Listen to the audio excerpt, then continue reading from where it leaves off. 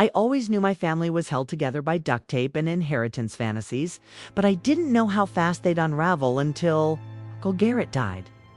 Garrett was our family's myth, the dropout who became a crypto millionaire, the eccentric, genius with a 7-bedroom mansion, a climate-controlled wine cellar, and a garage full of cars that cost more than our combined student loan debt, while the rest of us fought over second-hand couches and split bills at Applebee's.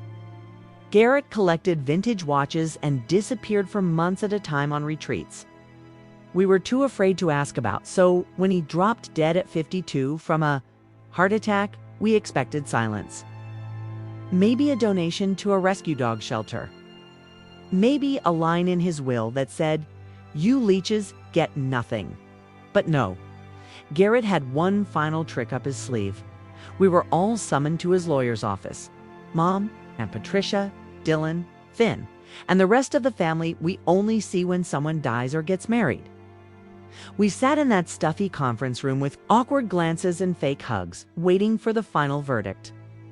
And then the lawyer cleared his throat and read Garrett's will aloud, voice shaking slightly, to my greedy relatives who only call when they need money or want to complain about their pathetic lives. I'm giving you one chance to prove your worth more than the sum of your failures.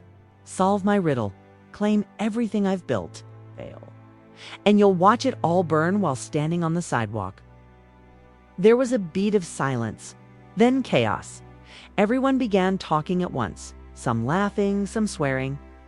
But the lawyer just handed each of us a thick, cream-colored envelope, Garrett's signature embossed in silver on the seal.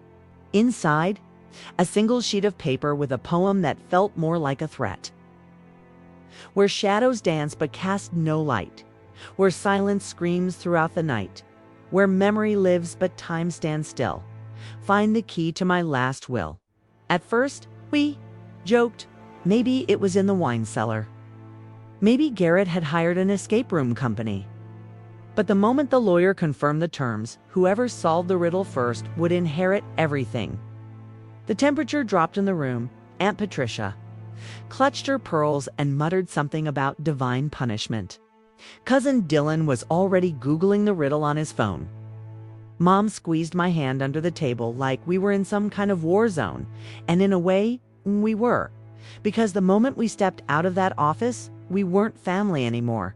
We were competitors. The morning after Garrett's funeral, we all showed up at his mansion pretending like we were still in mourning, but the truth, every single one of us had that riddle burned into our minds.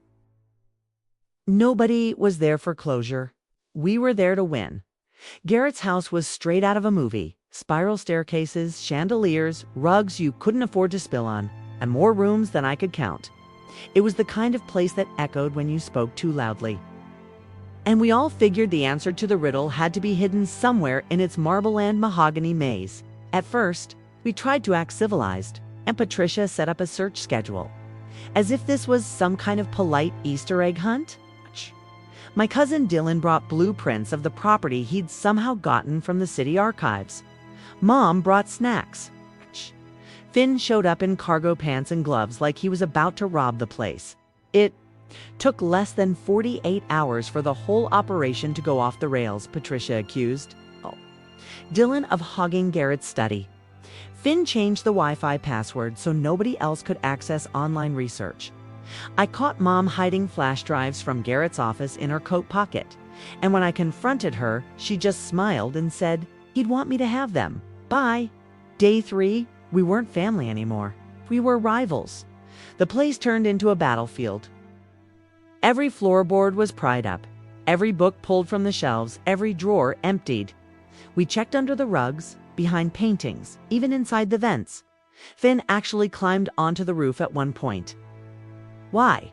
Because the riddle said something about shadows, he said, brushing dirt off his jeans. Garrett's once pristine mansion looked like a crime scene. But the worst part, we still hadn't found anything. No clues, no key to the will. Dust, old memories, and growing resentment. And then, Pritchard struck gold. At least, she thought she had. She found a loose floorboard under Garrett's massive antique bed. Under it, a locked metal box, small but heavy. She slid it quietly into her purse and walked out of the room like nothing happened. Too bad for her. Finn's secret cameras caught every second in 1080p. The next day, he gathered everyone in the kitchen. "Hey, Aunt P," he said with a smile. "Want to tell the family what you really found yesterday?" She played dumb until he opened his laptop and hit play. You should have seen her face when the footage started, the video ended, and silence filled Garrett's kitchen. You could practically hear the tension. Spoons paused midair. Eyes darting between Patricia and the laptop like we were watching a live courtroom drama. Patricia's face went from smug to pale in seconds. "It was just old junk," she mumbled, but nobody was buying it. My mom stood up so fast her chair clattered backward. "Give it back," she demanded, her voice shaking not with fear but fury. Patricia clutched her designer handbag like it was a lifeline. "Possession is 9/10 of the law," she snapped. That's when Dylan, usually the calm, quiet type, snatched her bag and flipped it upside down right there on the kitchen floor. The metal box hit the tile with a crack popping open. Photos spilled out, old Polaroids with dates scrawled in Garrett's handwriting.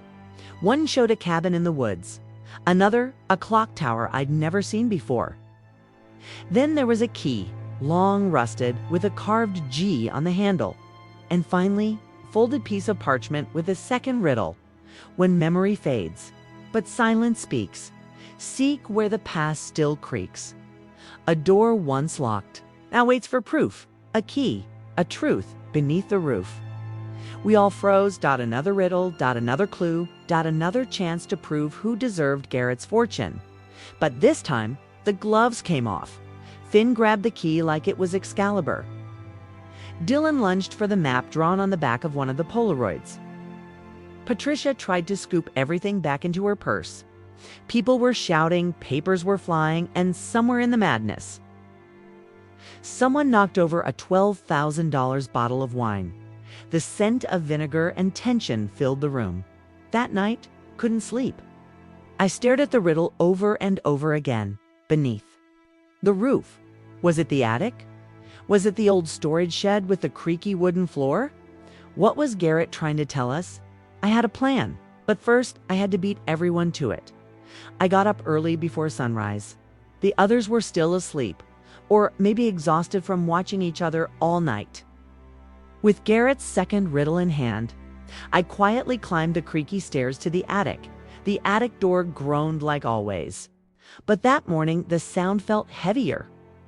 The room was dusty, dim, packed with Garrett's old things, faded armchairs, stacks of yellowed newspapers, an ancient treadmill from the 80s, everything exactly where it had been for years. Then I felt it, a faint draft coming from behind the bookshelf. I pushed hard, and the shelf scraped forward, revealing a narrow passage, a door so thin it nearly vanished into the wall. Just like the riddle said, a door once locked now waits for proof. My hands shook as I pulled out the rusted key. The lock clicked, the door creaked open, pitch black inside until my phone's flashlight flickered on. And my breath caught naps covered the walls. Notes, even photos of our family members. Geech, labeled in Garrett's sharp handwriting. Tricia, greedy, manipulative. Dylan, ambitious but careless. Finn, paranoid, watching everyone. And at the end, my name, Tess, observant, possibly the only one who listens. That's when I realized this wasn't just a game. This was Garrett's real will, a test to see who we really were before deciding who deserved his fortune. And me. I was apparently the only one close to passing. Then footsteps on the attic. Stairs. Someone had followed me. I spun around, key still in hand, and saw the silhouette watching me from the shadows. The attic was freezing, dust thick enough to choke on, but I barely noticed. My flashlight's beam trembled as I stared at the hidden room I had just uncovered, walls covered in maps, newspaper clippings, strings connecting faces, and dates like some kind of true crime conspiracy wall. But this wasn't fiction. This was Garrett's mind spilled out in plain sight. I stepped inside, my boots crunching over brittle old floorboards. Every inch of this space felt like it wasn't meant to be found. Taped to one wall was a black and white photo of my mother, standing in front of Garrett's mansion, holding what looked like legal papers. Next to her picture was one word, written in red marker, debt. There were notes on everyone: Patricia's offshore accounts, Dylan's fake nonprofits, even a medical bill in Aunt Rita's name that had been mysteriously paid in full the same week she claimed to be struggling. My own name was pinned to a sheet of notebook paper that read, Tessa waits, watches. Quiet doesn't mean clean. I wasn't sure whether to be flattered or terrified. Just then, the sound of footsteps creaked through the attic. I spun. Around it was Finn, shadowed, silent, standing in the doorway with his arms crossed and that smug little tilt to his head that always meant he thought he knew something I didn't. Well, he said, stepping closer. Garrett really was watching all of us. What is this place? I asked, not even hiding the shake in my voice. A test, he said simply, eyes scanning the room. Or maybe a confession. He moved beside me, tracing the string between. 2 pinned names, Patricia and a man I didn't recognize. He wasn't just rich and eccentric. He was playing God, watching us fall apart and documenting every crack. I said nothing. My eyes drifted to a partially hidden safe in the corner, the same kind of antique metal lock that matched the key Patricia had hidden in her purse. Finn noticed it too. We need to open that, he whispered. Whatever's in there. The real prize. Before I could respond, he stepped away from me and snapped a photo of the entire wall with his phone. No one else needs to know about this yet, he added. Not Dylan, not Mom, not anyone. You and me, we finish this. Why? Would I trust you? I asked. He smiled, cold. You don't have to trust me. You just have to decide who you hate less. And with that, he disappeared down the attic stairs, leaving me alone with Garrett's secrets and one locked box that might just hold the truth behind everything. I stared at the antique safe for a long time after Finn left, my mind racing. Garrett hadn't just built a puzzle. He'd designed a psychological battleground, and every clue pulled us deeper into his twisted maze. The old metal door was rusted around the hinges, but the lock mechanism gleamed as if it had been maintained separately. Waiting, I pulled out the tarnished key Patricia had tried to hide. It slid in with a satisfying click. The door creaked open, and inside was a single velvet pouch, no documents, letters, no stack of cash or USB drive with a dramatic final confession. Just a pouch. My fingers were trembling as I opened it. Inside was a locket, an old, delicate piece of jewelry, the kind you'd expect to find around a grandmother's neck. Not hidden in a millionaire's attic safe surrounded by surveillance. Maps and blackmail folders. I almost laughed. But when I clicked it open, a breath caught in my throat. On one side was a photo of a young woman. Brown hair, green eyes. On the other, a much younger Garrett smiling, arm wrapped around her shoulders. I'd never seen her before. Taped inside the locket was a folded piece of paper, the handwriting unmistakable. Garrett's sharp, slanted print. For the one who remembers what love is. She was the only person who never wanted anything from me.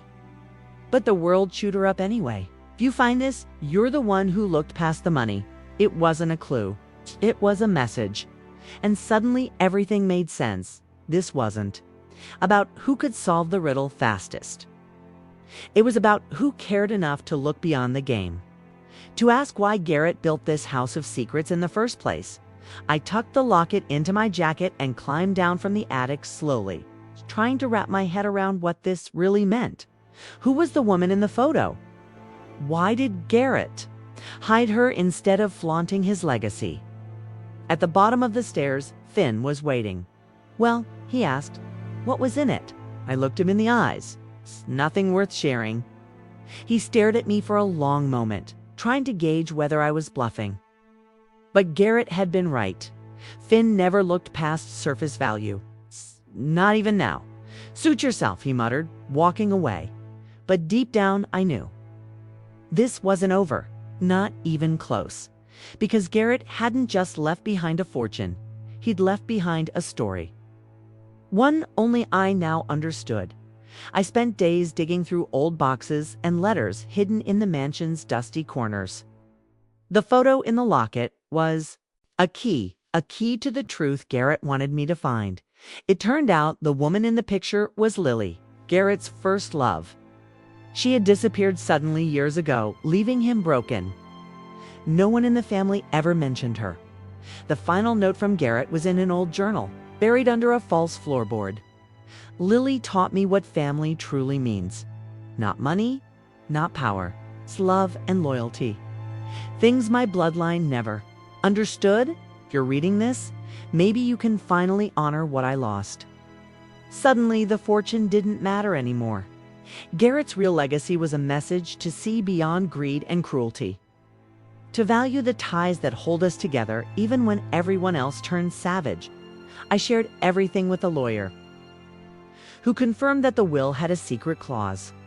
The fortune would be given not to the richest or the loudest, but to the one who could prove heart. Guess who inherited everything? The family's scramble for money turned into shame and regret. Some apologized, others disappeared. But I finally understood Garrett's last gift. Not the cash, but the truth he wanted us to face. I keep the locket safe. It's a reminder that sometimes the greatest fortunes are the lessons hidden between the lines.